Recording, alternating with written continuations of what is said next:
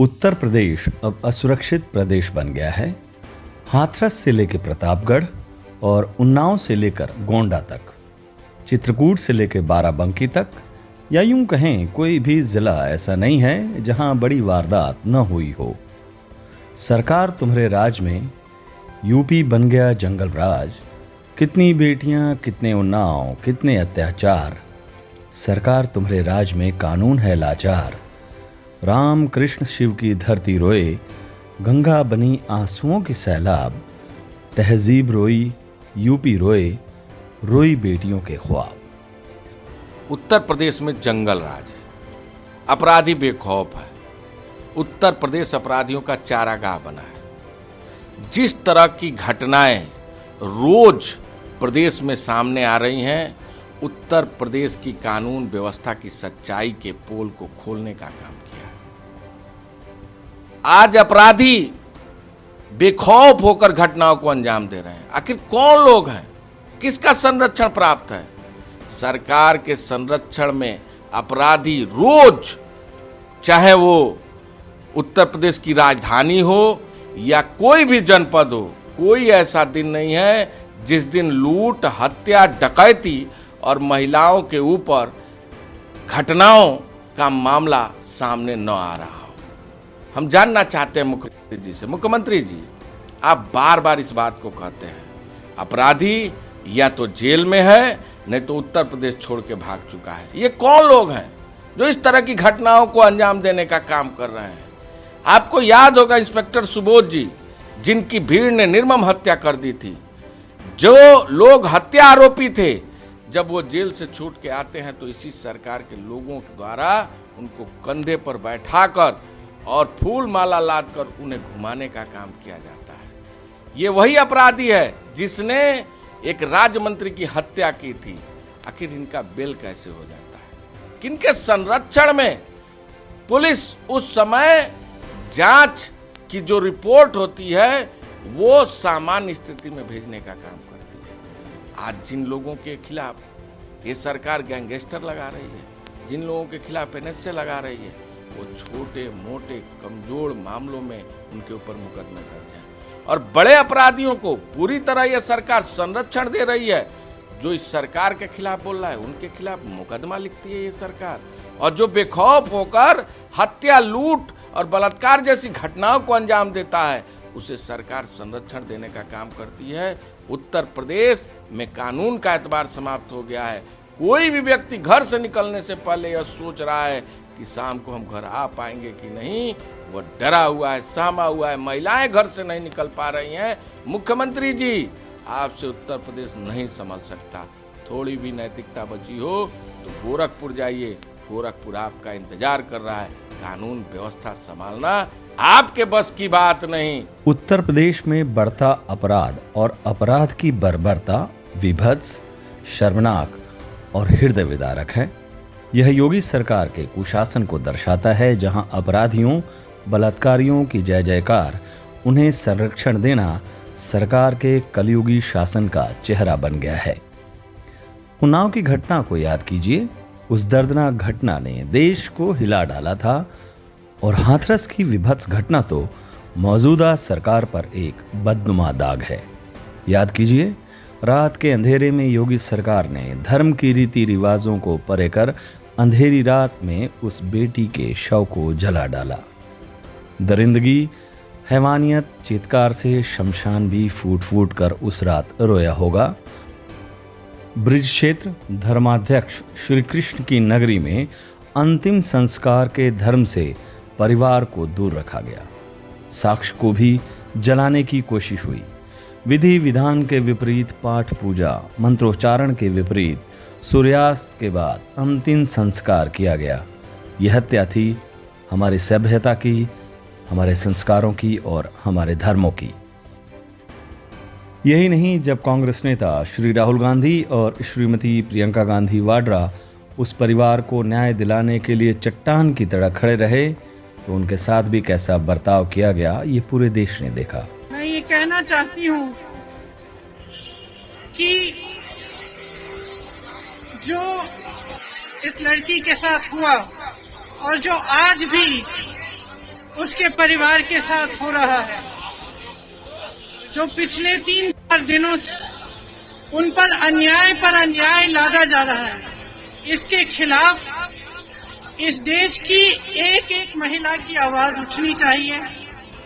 इस देश के एक एक पुरुष की आवाज उठनी चाहिए, क्योंकि इस तरह का अन्याय कि पहले जो भी उस लड़की के साथ किया गया उसको झेलते हुए भी सरकार की कोई मदद नहीं मिली। उसका परिवार एकदम अकेला महसूस कर रहा होगा अपने आप को। इसीलिए मैं आपके बीच आई जब मैंने सुना कि यहाँ आपके समाज, वाल्मीकि समाज ने उनके लिए एक प्रार्थना सभा रखी है। मैं इसलिए यहाँ आई कि आपको और उनके परिवार को कभी ये महसूस नहीं होना चाहिए कि वे अकेले हैं, कि जो उनके साथ हो रहा है उसके खिलाफ हम नहीं लड़ेंगे। हमने कल भी कहा और हम आप सबको से आग्रह करते हैं, अपनी आवाज उठाइए। मीडिया के मेरे भाई बहन यहाँ हैं, आप सरकार पर दबाव डालिए, हम राजनीतिक दबाव डालेंगे और इस देश की एक एक महिला सरकार पर नैतिक दबाव डाले। हमारी बहन के साथ न्याय होना चाहिए। हमारी देश की ये परंपरा नहीं है कि उसका परिवार, उसके पिता, उसके भाई उसकी चिता को जला नहीं पाए। ये हमारी परंपरा नहीं है, ये बहुत बड़ा अन्याय है।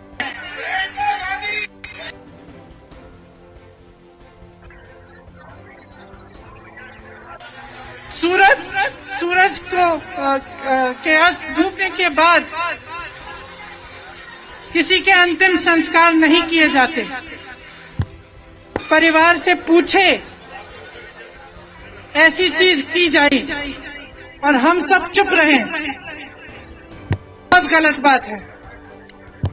सबसे ये कहना चाहती हूँ कि आज हम प्रार्थना सभा में आए हैं, शोक मनाने आए हैं, लेकिन इससे बढ़कर हम सब यहाँ उपस्थित इसलिए हैं कि हम उस लड़की के साथ न्याय करवाएंगे, इस सरकार पर दबाव डालेंगे। जब तक न्याय नहीं होगा आपकी बेटी के साथ, आपके उनके परिवार के साथ और आपके समाज के साथ, तब तक हम रुकेंगे नहीं। धन्यवाद। यह अजीब बात है कि घटना को ढकने के लिए, आंकड़ों को ढकने के लिए और तो और शमशान को ढकने के लिए योगी सरकार तत्परता तो दिखाती है, लेकिन उसकी पोल पट्टी भी खुल जाती है। प्रतापगढ़ में पत्रकार सुलभ श्रीवास्तव की मौत को हादसा बताने में योगी सरकार की पुलिस ने तनिक भी देरी नहीं की। दरोगा जी ने दुर्घटना बताकर फाइल बंद कर दी थी। दिनांक 13/6/2021 को रात्रि 10 और 11 बजे के बीच सुलभ श्रीवास्तव एबीपी न्यूज के सम्मानित पत्रकार हैं। वह लालगंज से मीडिया कवरेज कर प्रतापगढ़ की ओर वापस आ रहे थे। कटरा चौराहे के पास में स्थित ईंट के भट्ठे के पास मोटरसाइकिल से गिरकर घायल हो गए थे। वहां पर मौजूद मजदूरों द्वारा उन्हें उठाकर किनारे किया गया और उनके मोबाइल फोन में मौजूद कांटेक्ट लिस्ट के आधार पर संबंधित को सूचित करते हुए एम्बुलेंस को भी बुलवाया गया था और एम्बुलेंस से वह डिस्ट्रिक्ट हॉस्पिटल पहुंचे, जहां डॉक्टरों द्वारा उन्हें मृत घोषित कर दिया गया था। उसके पश्चात स्थानीय पुलिस टीम एवं मैं एवं सीओ सिटी द्वारा घटनास्थल का निरीक्षण किया गया। प्रथम दृष्टया यह पाया गया कि वह मोटरसाइकिल से अकेले आ रहे थे और सड़क के किनारे मौजूद खंभा और हैंडपंप जिससे टकराकर मृत्यु होना पाया गया है।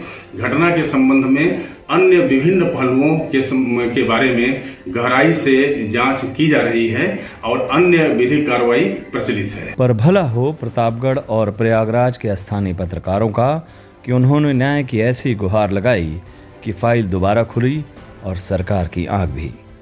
पर सवाल ये है कि जब निर्भीक पत्रकार अपनी जान की सुरक्षा को लेकर सरकार को चेताता है, पत्र लिखता है, सुरक्षा मांगता है, तो पुलिस सो रही होती है। मुख्यमंत्री को अपने कुर्सी बचाने की चिंता लगी रहती है।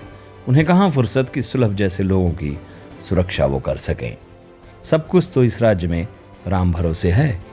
कांग्रेस महासचिव प्रियंका गांधी ने मुख्यमंत्री योगी आदित्यनाथ को भेजे पत्र में लिखा है कि यूपी में कई जगहों से जहरीली शराब से हुई मौतों की खबरें आई हैं। अलीगढ़ से लेकर प्रतापगढ़ तक जहरीली शराब के चलते सैकड़ों लोगों की मृत्यु हो चुकी है। ऐसे में एक पत्रकार द्वारा खबरें दिखाने को लेकर शराब माफियाओं से खतरा होने की आशंका बताती है कि प्रदेश में कानून के राज का इकबाल खत्म हो चुका है। यूपी में बलिया, उन्नाव समेत कई जगहों पर पहले भी पत्रकारों पर हमले होते आए हैं। लखनऊ सहित उत्तर प्रदेश में सरकार की नाकामियों की वजह से कोरोना में न जाने कितने लोग मर गए। चरमराई स्वास्थ्य व्यवस्था की तस्वीर ने योगी सरकार की असलियत बता दी।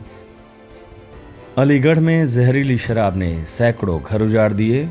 यह जहरीली शराब कई जिलों में लोगों को लील गई। गंगा की लाशों की बाढ़, पंचायत चुनाव में हजारों शिक्षकों की मौत, आगरा के नगला विधिचंद गांव की 5 वर्षीय सोनिया की भूख से मौत, लखनऊ में एक पुलिस वाले ने सरेआम एप्पल के एरिया मैनेजर विवेक तिवारी की गोली मारकर हत्या, लखीमपुर खीरी में 13 साल की दलित नाबालिग के साथ बलात्कार, उसकी आंखें फोड़ना और बाद में जीभ काट देना, भदोही में 11 साल की दलित नाबालिग की सिर ईंट पत्थर से कुचलकर हत्या। ऐसे न जाने कितने मामले हैं जो योगी सरकार के तगमे हैं, जिसे कभी भी भुलाया नहीं जा सकता। आगरा में जिस तरह से 22 लोगों की जान गई, वो मानवता को शर्मसार करती है। उत्तर प्रदेश के आगरा में पारस अस्पताल में खेल खेल में 22 लोगों की हत्या कर दी गई। आपने वो वीडियो देखा होगा जो बहुत तेजी के साथ वायरल हो रहा है। उसमें खुद अस्पताल के मालिक यह कहते पाए गए हैं कि अस्पताल में ऑक्सीजन की कमी को छुपाने के लिए, लोड कम करने के लिए और बेडों को खाली कराने के लिए 5 मिनट का मॉक ड्रिल किया गया और 22 लोगों को छांट दिया गया, अर्थात 22 लोगों को मौत के घाट उतार दिया गया। मैं आज इस वीडियो के माध्यम से उत्तर प्रदेश की जनता को और पूरे देश की जनता को बताना चाहता हूं कि यह है योगी आदित्यनाथ जी की सच्चाई, कि इस पूरे आपराधिक मामले को उत्तर प्रदेश सरकार ने छुपाया। और आप जानते हैं अपराध को छुपाना भी अपराध होता है। अर्थात मैं इस वीडियो के माध्यम से यह मांग करता हूं कि उत्तर प्रदेश के मुख्यमंत्री योगी आदित्यनाथ के खिलाफ तत्काल एफआईआर दर्ज की जाए और उनके खिलाफ जांच की जाए, और जो भी लोग इस पूरे प्रकरण में आरोपी हैं, कड़ी से कड़ी कार्यवाही उनके खिलाफ की जाए। बहुत बहुत धन्यवाद। जय हिंद, जय भारत। इन सब को ढकने के लिए, इन सब पर सवाल न उठे, इसके लिए जानबूझकर उत्तर प्रदेश के विभाजन का पुराना राग छोड़ दिया जाता है ताकि जनता उसमें उलझ जाए। पिछले चुनाव में आपको याद होगा शमशान और कब्रिस्तान वाला मुद्दा। इस बार हर व्यक्ति को अपने किसी नज़दीकी के खोने का गम है। मुद्दा जिंदगी और मौत का है, क्योंकि सरकार की नाकामियों से लोगों ने सांसों के जाने की तड़पन देखी है और वो इसे भूल नहीं सकते। हर गली, हर मोहल्ले में राम नाम सत्य की आवाज़ गूंजी है और हर गांव के गंगा के किनारे लोगों ने लाशों को देखा है।